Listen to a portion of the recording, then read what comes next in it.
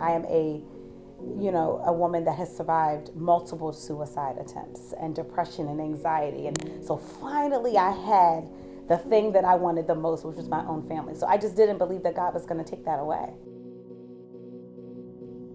I met Stephen at our church. At the time, I was just focused on my newfound relationship with God. I had finally given my life to God, and the connection was just immediate. Prior to us meeting, Stephen had a rare lung disease and he had a double lung transplant. In June of 2011, we thought that he had the flu or just some type of virus, and it was lung rejection.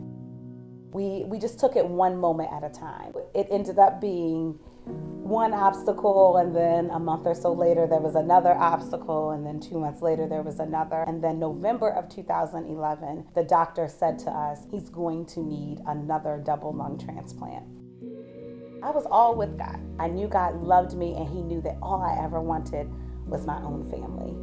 I just didn't believe that God was going to take that away. And even as Stephen got sicker, in and out of the hospital, needed at-home care. So we had a nurse that came like 2 or 3 times a week to check in on him. So he was fully, he could not do anything else but work on recovery. I just didn't believe that that was going to happen. I thought that I had been through enough. And so now that I've given my life to God, things are on the up and up from here. Around May 1st of 2012, Stephen and I were leaving the hospital. It was one of his many visits, and we were on 695 on our way home, and we got a call that they had a donor, and we needed to turn back around and come back to the hospital. About 2 hours into the surgery, the surgeon comes out. He said, when we went to cut the body of the donor, we noticed some cancerous cells on some of the other organs of the donor, and we cannot use those lungs. So we cannot do this transplant. We're basically at a year of being sick. That was the first time that I started to feel the disappointment in God. God, why is it that we take 1 step forward and 2 steps back? God, why are you allowing this to happen? July 3rd, we started talking. And at this point, he was very clear. His mind was back. He was that super smart person that I've always known. He said, Whitney, never give up your faith and never give up your fight. And he just started pouring into me and encouraging me, which is what he had done our whole marriage. And what I did not know is that Stephen was telling me everything that I needed to know to live without him.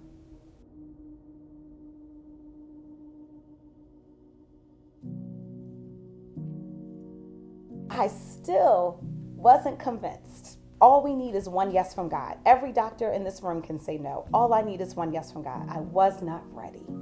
And I started praying, and then I started yelling. You're making a fool out of me. I've been fasting and praying. I've been reading this dumb scripture that says, therefore I will not die, but I will live and proclaim what the Lord has done. If your will was for Steve to die, why would you put us through all of this? And for the first time in my life, I heard God in an audible voice. And all he said to me was, it wasn't for him. The next morning, July 5th, 2012, I went to the hospital and I spoke with my family, and they had already knew. I was the one that needed that revelation. They didn't. And, we agreed with the support of my mother-in-law and our family to remove him from life support.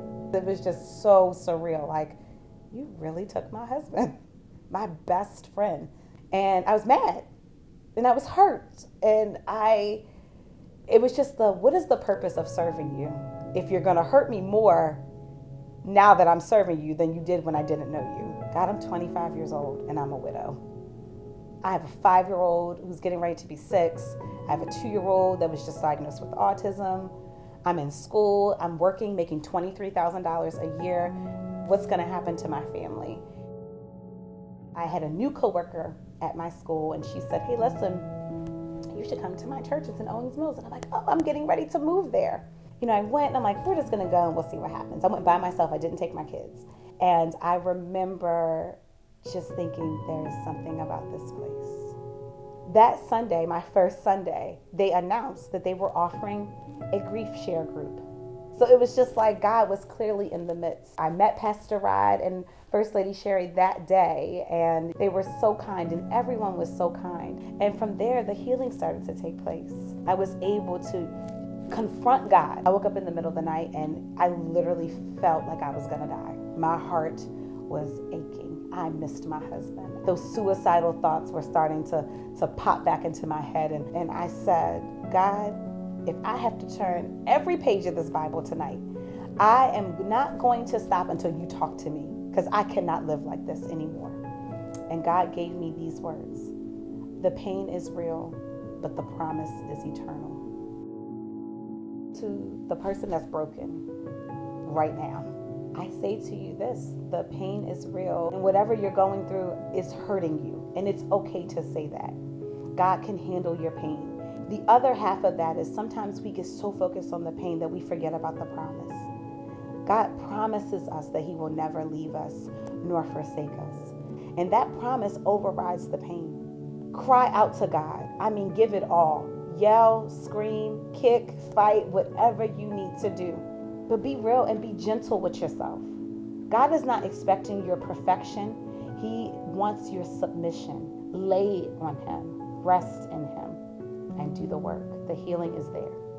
This is an ongoing process. I'm still in therapy. There's always something we can heal from. It's not a one and done. I still periodically struggle with anxiety and depression, and I'm actively working through those things. I'm a work in progress, but I'm God's handiwork, and so are you. Stories like Whitney's are so powerful for mission-based organizations just like yours. That's why I just filmed a video with tips and tricks that my company actually uses when we make these story videos. It'll be linked right here. If it hasn't come out yet, you may want to consider subscribing and hitting that notification bell so you don't miss it. I'm Josh Hughes, on a mission to save you time, cash, and sanity as we pursue the next level of nonprofit video together. And just like last time, sooner even than last time, I'll see you next time.